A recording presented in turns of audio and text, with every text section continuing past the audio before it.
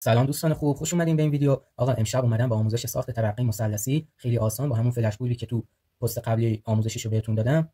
خب ما فقط برای ساخت ترقی مثلثی به یه تیکه کاغذ توی همین سانت باشه، همین قد کاغذ نیاز داریم به همراه فلش بورد که توی پست قبلی آموزششو بهتون دادم و یه تیکه فتیله که این فتیله هم آماده هستش و آموزش فتیله هم توی پست‌های بعدی بهتون آموزششو میدم.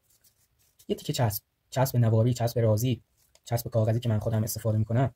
خب اول این کاغذ رو به این شکل یه تا اینقدر از کاغذ رو تا میزنیم، این قدرش رو تا میزنیم، بعد این همون کاغذ، بعد اینطوری روی هم تاش میزنیم، روی زلهاش کاغذ رو روی زلهاش تاش میزنیم،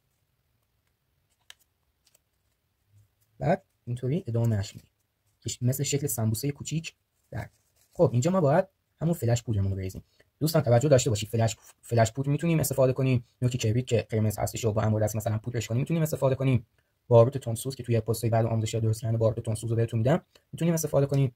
حالا ما میخوایم فلش پودری که پست قبل آموزش بهتون دادم استفاده کنیم. خب اینجا ما باید ملاتمون رو بریزیم، همون فلش پودر هستش،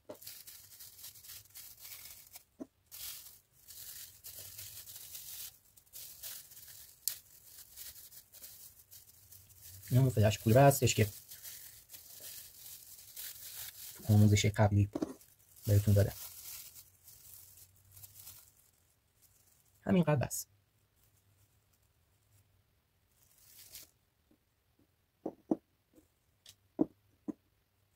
خیلی خوب دوستان،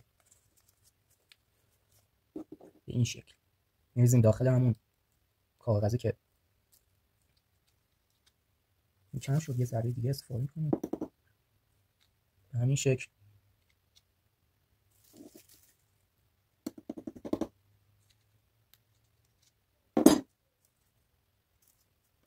بسش هست دوستان، من اینقدر بیشتر استفاده نکردم.